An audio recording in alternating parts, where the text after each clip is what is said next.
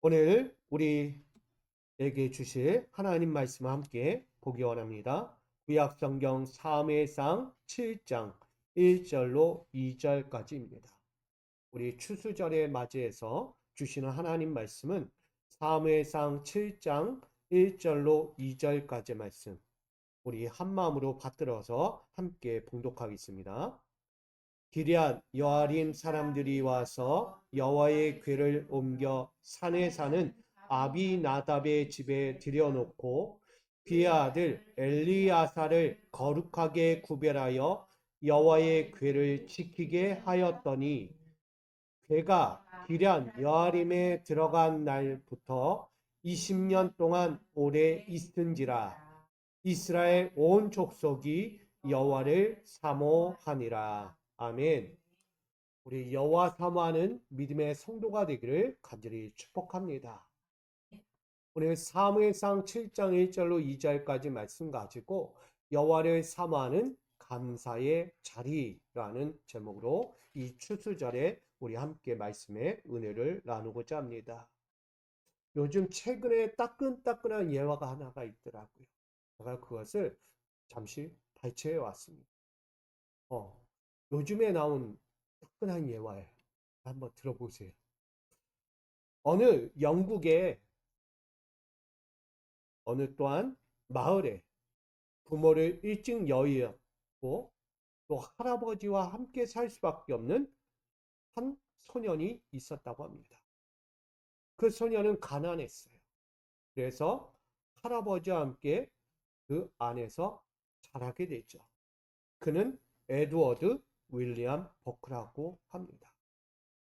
너무나 가난한 나머지 하루하루를 살아가는 것이 너무나 힘들었어요.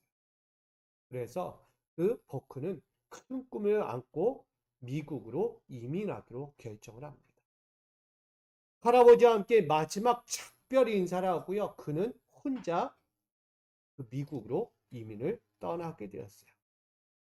그리고 그가 배를 타고 그 이민의 길을 시작하려는 그 앞에서 그 버크의 할아버지가 그에게 유언 같은 말 한마디를 남기게 됩니다. 그 한마디가 바로 오늘 이야기하는 너 있는 곳을 언제나 좋게 만들어라 라는 유언과 같은 메시지로 버크에게 말했다는 것이죠. 학교 교육도 제대로 받지 못한 이 소녀는 할아버지의 말씀 이 하나, 너 있는 곳을 언제나 좋게 만들라는 이 한 가지의 말씀을 늘 가슴 깊이 새기면서 이민의 여정을 시작하게 됩니다. 그렇게 미국의 북부 보스턴에 도착해서 그가 일상을 시작하게 됩니다. 그는 뭐 할 것이 없어요. 어떤 것이 할 수 없는데 그가 할 수 있는 것은 신문 가판대에서 신문을 나눠주는 일을 하는 거예요. 그는 거리에서 신문 가판대를 만들어 놓고 신문팔이를 시작했다는 것입니다. 이른 새벽부터 남보다 먼저 나와서 신문을 파는 가판대의 주변을 때론 깨끗하게 청소하기도 하고요. 다른 사람들보다 한 발 앞서서 조간신문을 받아다가 손님들에게 팔았다라고 이야기합니다. 그렇게 석간신문도 남보다 먼저 가져다가 팔면서 주변도 늘 깨끗하게 정리하고 유지했다는 것이죠. 근데 어느 하루는 이 가판대를 지나가던 늘 조간신문을 종종 사가던 한 사람이 등장합니다. 그는 곧 커티스 출판사의 사장이라고 이야기합니다. 커티스 사장은요, 부지런하고 주변 정리를 잘 깨끗하게 해놓은 이 소년이 마음에 들었어요. 그래서 그는 이 커티스 출판사의 청소부로 먼저 고용을 하게 됩니다. 그 버크는 그 자리에서도 늘 한결같이 성실하게 일을 했다고 합니다. 그 성실함에 놀란 커티스 출판사 임원들도요, 그를 보면서 그를 정식 사원으로 채용하게 되죠. 청소부였던 그가 이제는 정식 직원이 된 거예요. 그리고 버크는 마침내 판매 부장에까지 승진을 하게 됩니다. 그곳에서도 그는 언제나 좋게 만들라는 할아버지의 그 마음을, 그 정신을 잃지 않았다는 것이죠. 그렇게 포크는 격리부장으로 또 한번 승진을 하고요. 나아가 그 포크의 신실성과 군면성에 반한 커티스 출판사 사장은요, 마지막에 그를 이렇게 합니다. 나의 사위로 맞이하겠다. 그러니까 그 출판사의 사장의 사위가 된 거예요. 마지막 그의 최고의 자리까지 이른 그 포크는 늘 감사로 끝을 맺었다라고 오늘 예화가 이렇게 전해집니다. 여러분, 감사의 자리는 어떻게 만들어졌을까요? 그의 성실함. 자신의 있는 자리를 잘 청소하고 정리하고 유지하고 남이 보던 안 보던 열심히 그의 최선을 다한 그 모습으로 인해서 마지막 가난했던 그 포크가 최후에는 최고의 자리, 출판사 사장의 사위까지 되는 그 자리에 오르게 되었다는 것이죠. 저는 오늘 여러분과 저도 마찬가지가 아닐까라는 생각을 합니다. 시편 122편 6절의 말씀 우리가 함께 보기를 원합니다. 함께 있습니다. 예루살렘에 위하여 평안을 구하라. 예루살렘을 사랑하는 자는 형통하리로다. 아멘. 오늘 말씀에는요, 예루살렘을 향하여 뭐 하는 자리 필요하다고요? 평안을 구하는 자가 있어요. 축복하는 자예요. 내 나라와 민족과 내 가정을 위하여 축복하는 사람이 있어야 한다는 것을 말하죠. 그렇게 구하는 자들은 다 뭐하게 된다? 형통하게 된다. 여러분, 예수님의 말씀에도요, 축복을 달라라고 이야기해요. 나를 박해하고 나를 해하는 자일지라도 그를 위하여 축복을 구하라는 거예요. 저는 나와 가까이 하는 사람들을 행복하게 하며 나의 가정과 직장과 사업장과 교회를 복되게 하는 사람이 되어야 한다라고 이야기하는 것입니다. 여러분, 그렇게 하는 사람이 통통한 사람이에요. 저는 오늘 이 자리에 있는 저와 여러분이 하나님이 주신 행복으로 함께하는 자리를 만들어갈 수 있기를 간절히 축복합니다. 하나님은요, 우리 모두가 행복한 삶을 살아가기를 원하고 계시다는 거예요. 하나님은 어느 누구나 행복하기를 원하고 계십니다. 그러기에 하나님이 허락하시고 약속하신 그 행복을 얻기까지 오늘 포크처럼 우리가 해야 할 일이 있는 거예요. 하나님을 신뢰하고 하나님 말씀에 순종하고 늘 기대하고 기다리면서 내 있는 믿음의 자리에서 최선을 다하는 것입니다. 무엇을 얻기까지? 그 행복을 얻기까지, 축복을 얻기까지, 하나님의 축복의 영광이 나에게 이를 때까지 커야 하는 것입니다. 나아가 그 행복의, 영광의 행복을 빌어줄 수 있는 사람이 되기까지 여러분 철저히 성실한 믿음의 사람이 되어야 하는 것입니다. 여러분 이렇게 살아야 돼요. 복후가 볼 때는 욕심 많은 이다라고 볼 수도 있지만 아니에요. 그는 언제나 남이 보지 않던 그 자리를 최선의 자리로 바꿨던 거예요. 누구의 말씀처럼 할아버지의 유언과 같은 말씀을 잘 지켰다는 것이죠. 저는 이를 보면서 마태복음 13장 18절로 23절에 나오는 씨 뿌리는 비유의 이야기가 생각납니다. 때로는 때를 따라 얻든지 못 얻든지 어떤 상황이든지 수고의 땀과 믿음의 열심을 성실히 담는 자, 뿌리는 자, 그 땅을 가꾸는 자가 되어야 한다는 것입니다. 그렇게 하여 열매 맺는 밭들을 세워야 한다는 거예요. 오늘 말씀에 마가복음 13장 19절 우리가 알고 있듯이 아무나 천국의 말씀을 듣고 깨닫지 못할 때는 악한 자가 와서 그 마음에 뿌려진 것을 빼앗나니 이는 곧 길가에 뿌려진 자요 라고 이야기해요. 씨 뿌리는 비유의 첫 번째 길가에 뿌려진 자라고 이야기해요. 이 말씀을 보면 내가 씨 뿌렸는데 악한 자가 와서 다 걷어갔다는 거예요. 무엇이 없어서? 믿음이 없어서. 근데 저는 이 말씀 가지고 이렇게 전하고자 해요. 내가 믿음이 없을지라. 내가 믿음이 없어서 악한 자가 와서 내 것을, 내 뿌린 믿음의 씨앗이 악한 자가 다 걷어갈지라도 오늘 뭐 해야 합니까? 끝까지 성실해야 돼요. 열심으로 믿음의 길을 살아가야 한다는 것입니다. 또 하나는 마태복음 13장 20절로 21절에 돌밭에 뿌려졌다는 것은 말씀을 듣고 즉시 기쁨으로 받되 그 속에 뿌리가 없어 잠시 견디다가 말씀으로 말미암아 환난이나 박해가 일어날 때에는 곧 넘어지는 자요라고 또한 이야기합니다. 돌밭에 뿌려진 자로서요, 주신 말씀을 감정적 가치로 받는 이들이 있는 거예요. 뭐냐면 그냥 받을 때는 기뻐요. 근데 거기엔 뭐가 없어요? 믿음이 없는 거예요. 믿음이 없이 그냥 세상에서 받는 즐거움의 기쁨처럼 받는 우리 씨앗이 있는 거예요. 그래서 믿음의 깊이를 세우지 못해서 때로는 찾아오는 모든 시련들 앞에서 넘어지는 자들이 있다는 거예요. 근데 그럼에도 불구하고 내가 믿음이 없어서 때로는 믿음의 깊이를 내리지 못해서 그만 시련들 앞에 넘어지고 상처받고 고민 가운데 있을지라도 우린 뭐 해야 된다? 끝까지 믿음의 자리를 다시 세우려고 노력해야 한다는 거예요.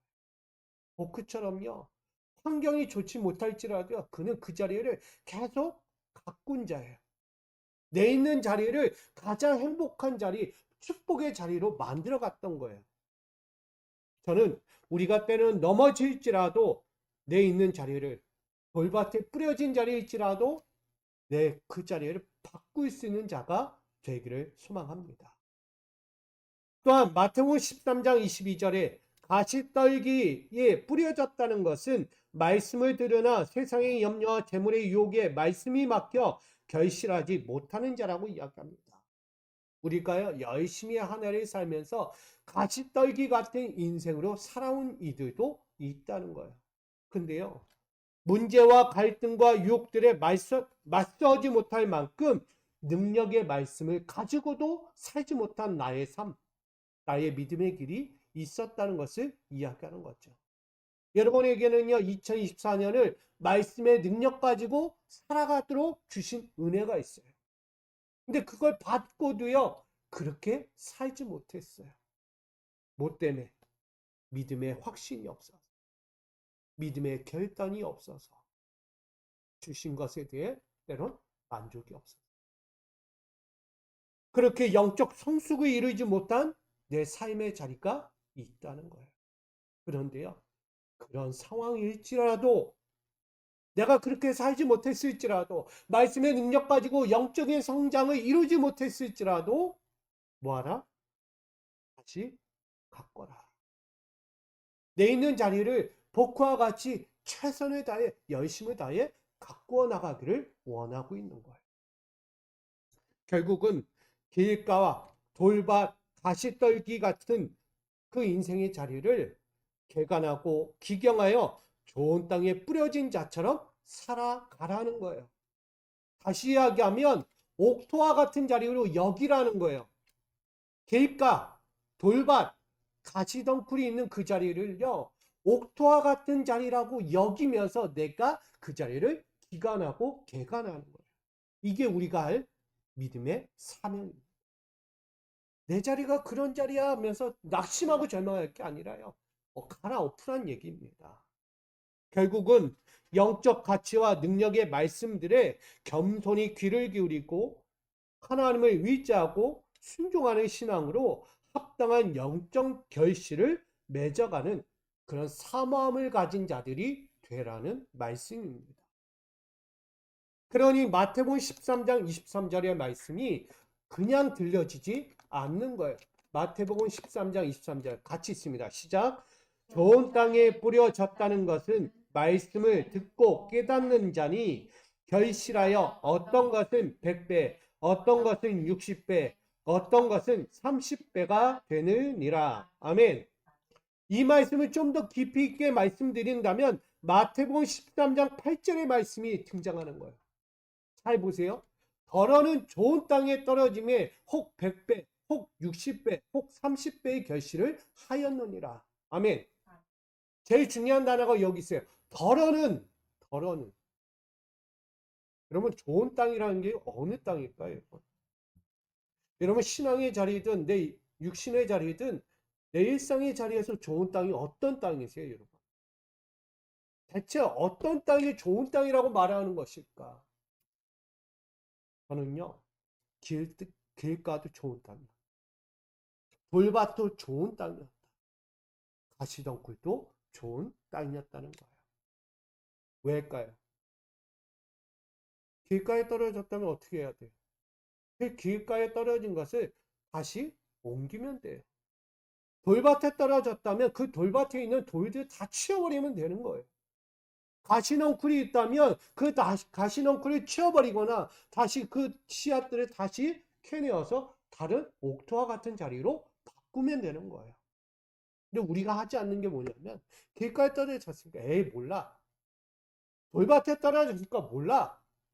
가시덩굴에 떨어졌으니까 내가 어떻게 저기가 싫어. 이런다는 거죠. 하나님은요, 어느 자리가 되었든 그 땅을 좋은 땅으로 만들어 주셨어요. 이건 생각하기 나름이에요. 내가 어떤 관점을 가지고 어떤 시각으로 바라보냐에 따라서 그 땅이 저주의 땅이 될 수도 있고 때로는 축복의 땅이 될 수도 있다는 거예요.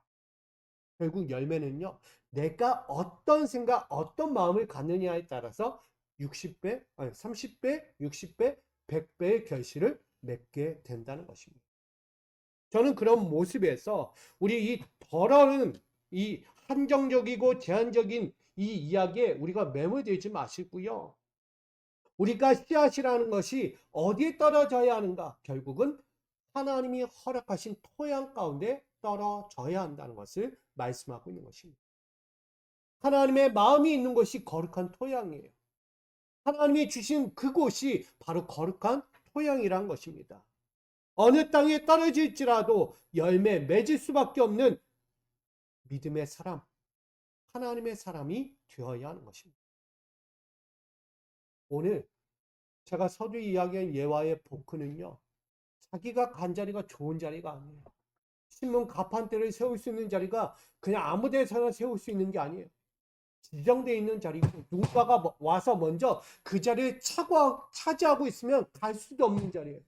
근데 그가요, 가가지고 그 어느 자리인지 몰라도 그가 그 자리를 청소하고 깨끗하게 하고 또한 신문을 새벽부터 받아와서 그 자리에 서가지고 사람들에게 팔아 자신의 생계를 유지한 거예요.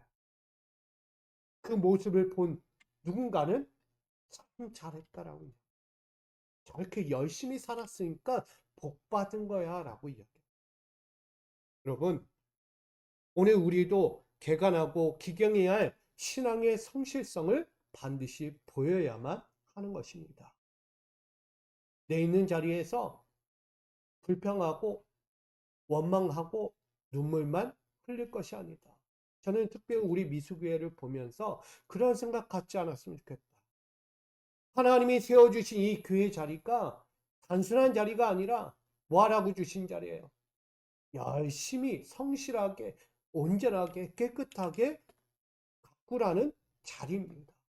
결국 축복의 자리라는 거예요.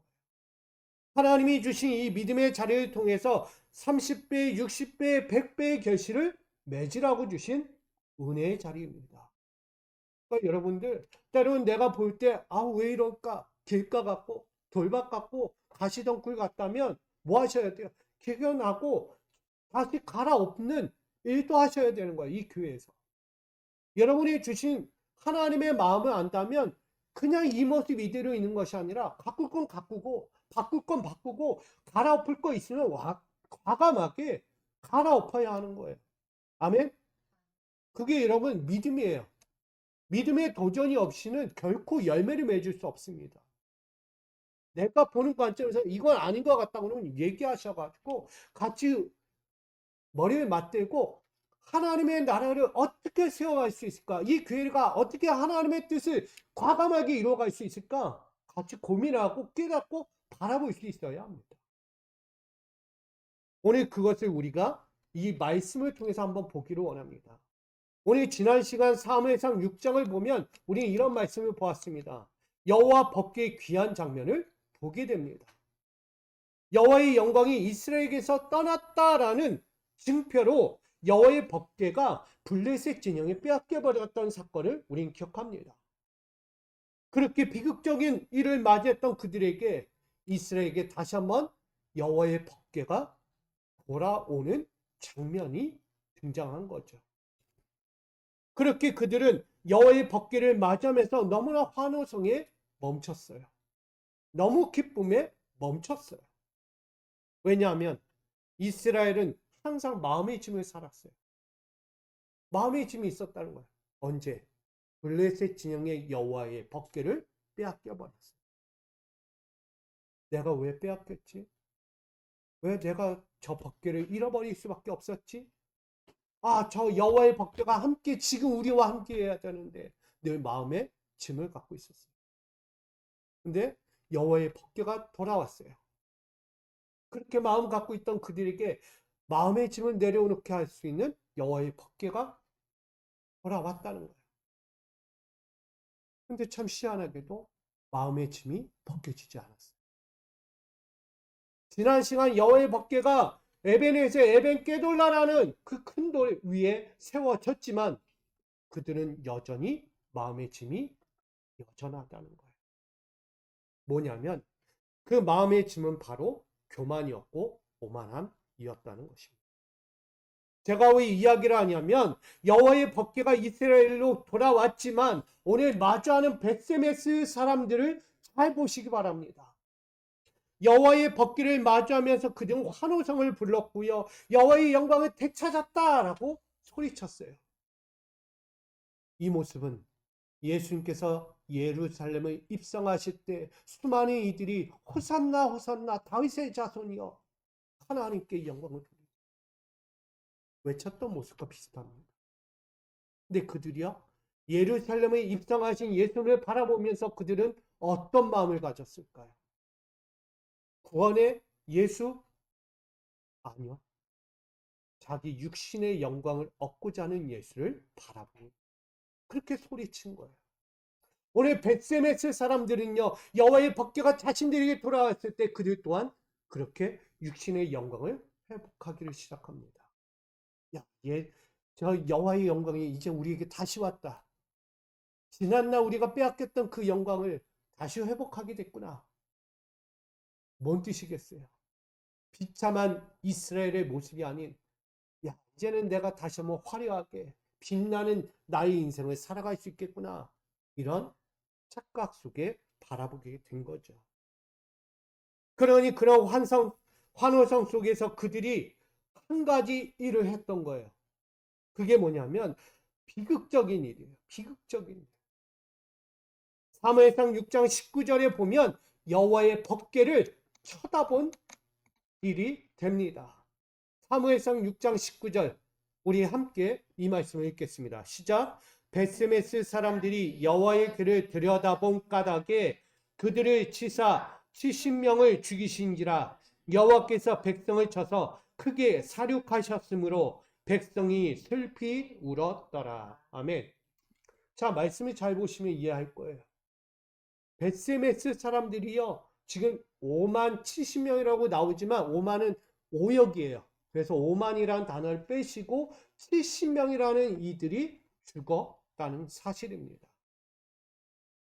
벳세메스 사람들은요. 자신들의 신앙적 행위 가운데서 하나님의 영광을 되찾았다라면서 환호성을 불렀지만 그들이 지금 하는 행위는 뭐냐? 여호와의 법궤를 들여다 보았다는 거예요. 잘 생각해 보셔야 합니다. 벳세메스 사람들은 지금 자신의 자리가 어떤 자리였는가? 지난날 왜 하나님의 법궤를 빼앗겨 우리가 암울한 인생으로 살아갈 수밖에 없었는지를 스스로 돌아보고 자신들의 법궤가 돌아왔을 때 나의 영적인 자리를 바꿔야 했다는 것을 이야기하는 거예요. 근데 그들은 바꾸지 않았어요. 여전히 그 모습이었어요. 지난날 여호와를 바라보듯이 지난날 살았던 신앙생활 그대로 그들은 살고 있었다는 거예요. 그러니 여호와의 법궤가 돌아왔을 때 그들의 한 행위는 결국 여호와의 거룩하심을 훼손하는 호기심을 일으키는 행위밖에 하지 않았다. 그들에게 호기심이 생겼어요. 여호와의 법궤가 돌아왔을 때 호기심이 생겼다는 거예요. 다른 말로 하면 무엇이 생겼을까요? 의심이 생긴 거예요. 의심. 여러분, 호기심이라는 단어가 무엇일까요? 옳고 그름을 분간하지 못하는 인간의 본능이라. 때로는 좋은 이야기처럼 보이지만 결코 호기심은요, 좋은 단어가 아닙니다. 부정적인 단어가 있어요. 내가 이것을 생각하고 저것이 맞을까 틀릴까 고민하는 본능이 생긴다는 거예요. 다시 말하면 하나님의 거룩하심을 흐트러버리는 판단력을 흐르게 하는 호기심이 이 벳세메스 사람들에게 생겼다는 거예요. 여호와의 궤는요, 어느 누구도, 아니 제사장조차도요 넘어볼 수 없는 신적인 영역입니다. 신적인 영역이 법궤 안에 있는 거예요. 근데 그곳에 벳세메스 사람들이 호기심으로 내부를 들여다 보았다는 것입니다. 왜? 여호와의 법궤 안에 있는 것들이 무엇이기에 그들은 그렇게 호기심을 가지고 법궤 안을 들여다 보았을까요? 과연 그대로 있을까? 법궤 안에 그대로 과연 그것이 그대로 있을까? 아니, 지금 이렇게 돌아온 이 법궤가 과연 여호와의 법궤가 맞을까? 그들은 호기심을 갖기 시작합니다. 다른 말로 의심이 생겼다는 것입니다. 여러분, 여호와의 법궤 안에 무엇이 있죠? 여호와의 법궤 안에 세 가지가 들어가 있습니다. 거기에는 두 돌판이 있고요. 만나의 항아리가 있고요. 나아가 아론의 쌍난 지팡이가 세 가지 종류가 이 법궤 안에 들여 있다는 것입니다. 이 벳세메스 사람들이 왜 들여다봤을까요? 의심이에요. 호기심이에요. 지난날 떠나갔던 여호와의 법궤가 돌아왔음에도 의심하기 시작해요. 맞냐? 이게 진짜 하나님의 법궤가 맞냐? 그 안에 진짜 있어야 될 것이 그대로 유지되고 있느냐? 그들은 의심을 갖고 있는 거예요. 예수님께서 예루살렘에 입성하시고 하나님의 아들이시면 그들 세상 앞에 드러냈지만 그들은 늘 의심했어요. 저가 진짜 예수가 맞아? 하나님의 아들이 맞아? 저가 진짜 우리 구원할 메시아가 맞을까? 다를 바가 없는 거예요. 그렇게 호기심에 시작된 흐려진 판단력은 의심을 통하여 심적인 영역을 과감히 넘보게 된 거예요. 그러니 불순한 죄악행위는 결국 70명이라는 사상자를 내게 되는 거예요. 죽지 말아야 이들이 헛되게 죽어간 거예요. 이 모든 행위는 하나님을 다시 찾은 전리품으로 생각한 것과 다른 바가 없습니다. 또 하나 세상의 구경거리로 여겼다는 것이죠. 여호와의 법궤가 다시 그들 앞에 큰 돌 위에 머물렀어요. 에벤게돌라. 여호와께서 너희와 함께 하실 것이다. 너희를 도우실 것이다. 여기까지 도왔다. 그들 위에 세워졌지만 그들은 또다시 교만함과 오만함의 신앙 토양을 만들어 버렸어요. 그 하나님이 돌아온 자리를요, 자신들의 교만, 자신들의 오만함으로 바꾼 자리가 되었다는 것입니다.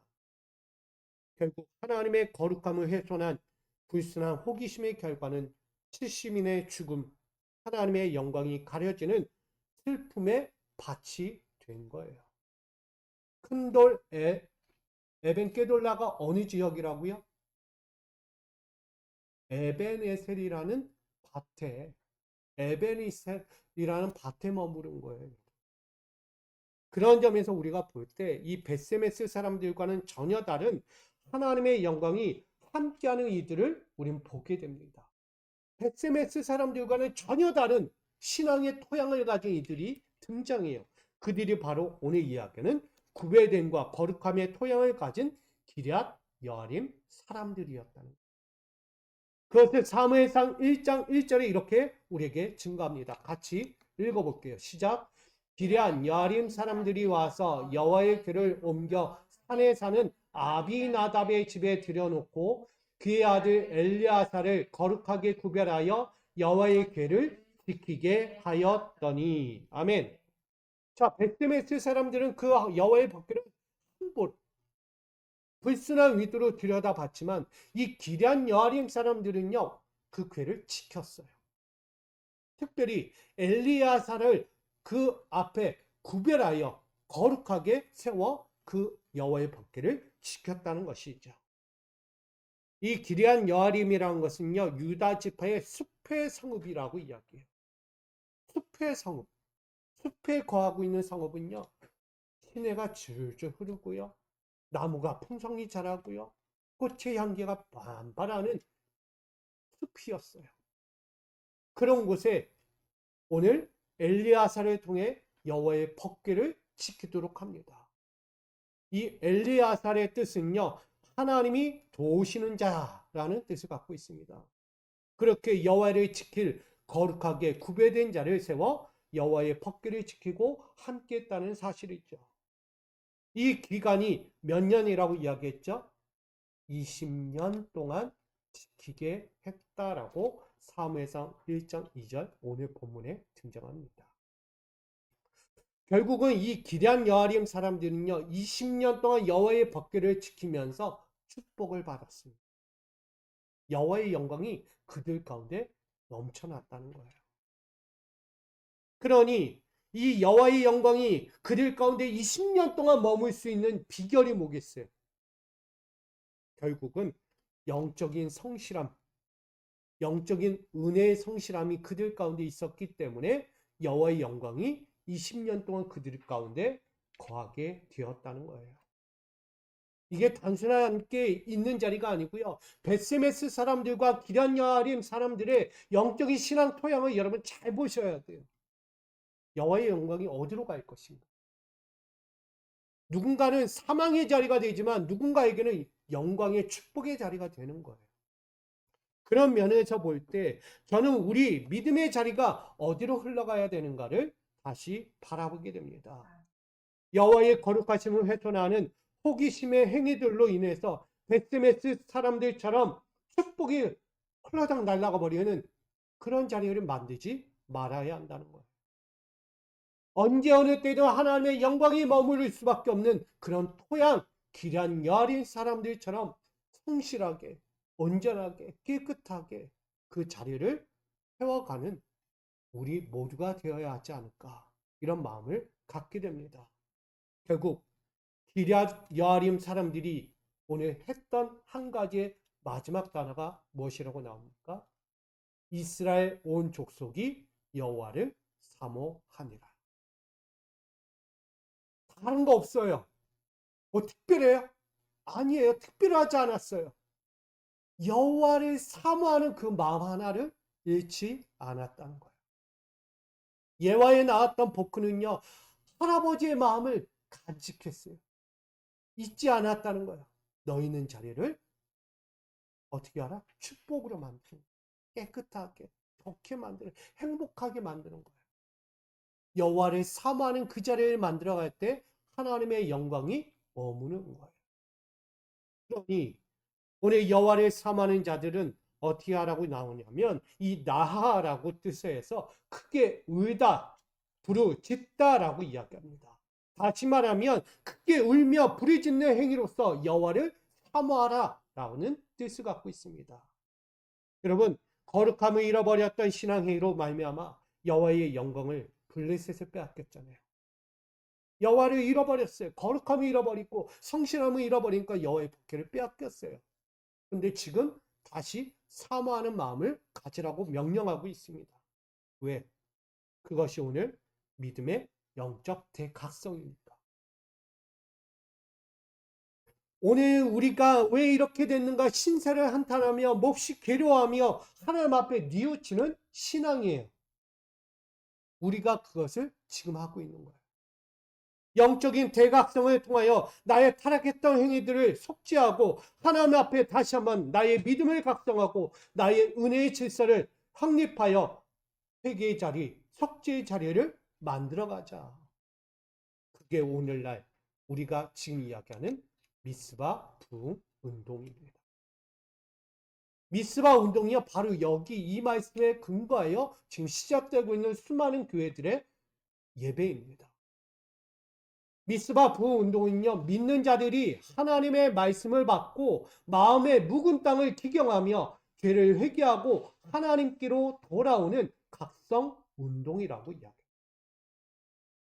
지금 여러분들, 우리 미수교회 쪽 여러분들 무엇을 해야 합니까?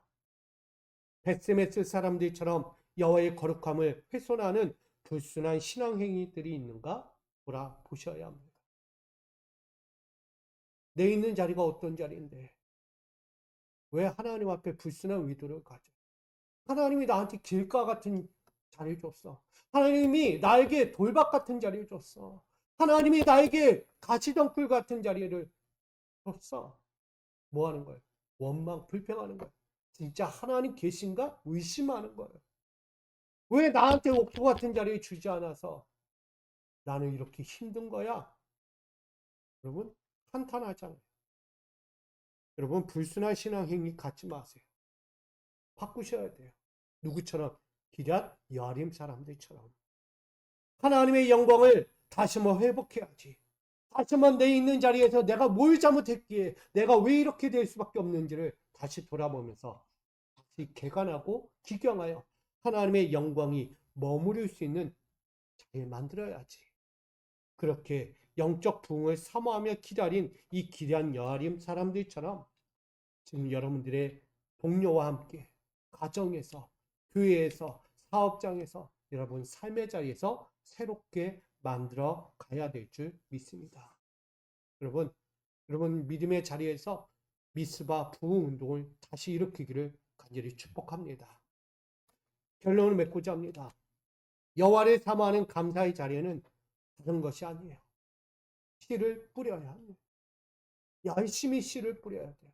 길가든 돌밭이든 가시덩굴이든 때론 좋은 옥토이든 여러분 열심히 씨를 뿌려요. 어떻게? 시편 116편 6절 말씀처럼 같이 있습니다.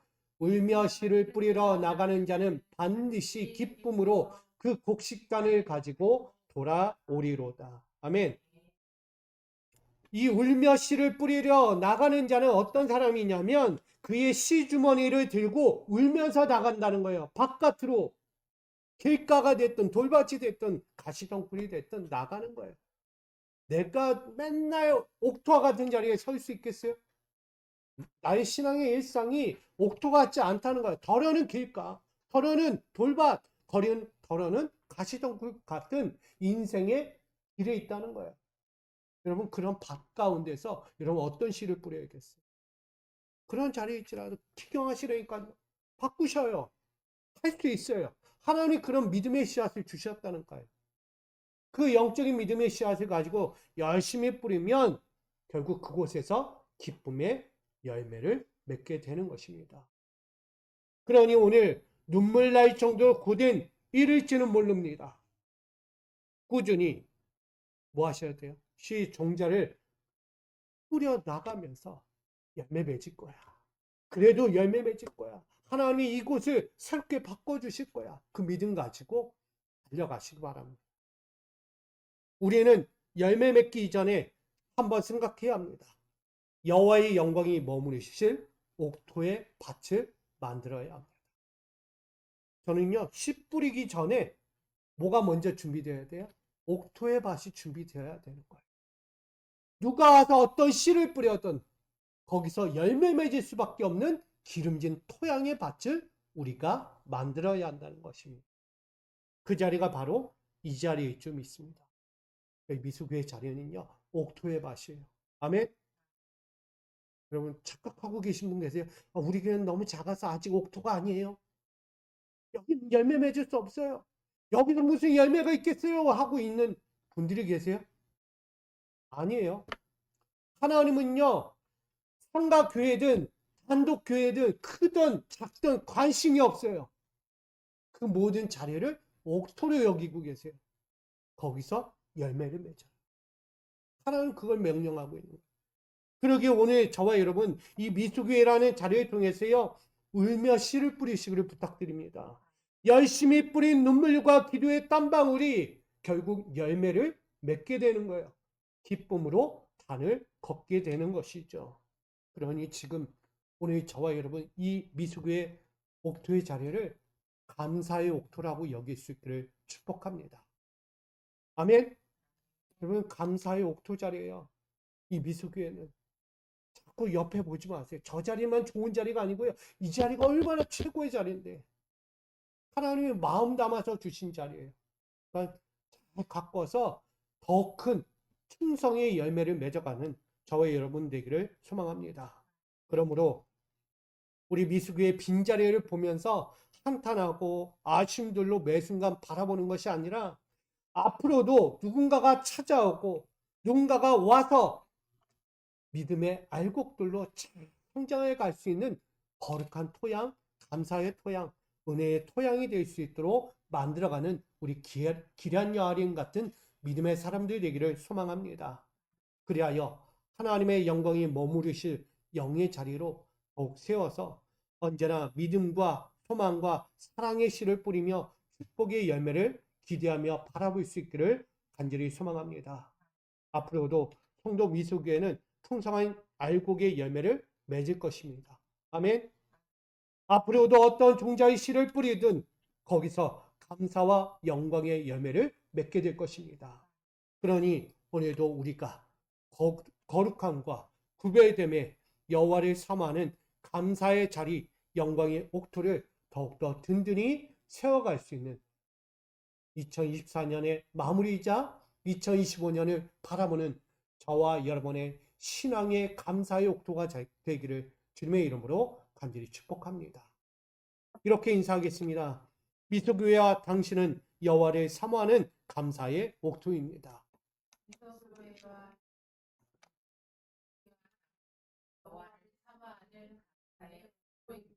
아멘. 우리 교회와 여러분 하나하나가 여호와를 사랑하는, 사모하는 감사의 옥토, 정말 축복스러운 옥토임을 꼭 기억하면서 오늘도 기쁜 마음으로 하루하루를 승리하며 살아가기를 다시 한번 간절히 축복합니다. 사랑합니다. 당신의 거룩한 알곡들, 기쁨의 영광을 매 순간 모시고 살아갈 수 있는 믿음의 토양들, 거룩한 옥토의 자리를 만들어가는 믿음의 사람들이 여기 있습니다. 바로 미수교회와 우리 믿음의 성도들입니다. 이들을 통하여 더욱더 하나님의 영광이 머물고 많은 이들에게도 기쁨과 소망을 이루어 나아갈 수 있는 거룩하고 구별된 하나님의 옥토들로 세워 주시옵소서. 그렇게 살게 하여 주시옵소서. 예수 그리스도의 이름으로 기도합니다. 아멘.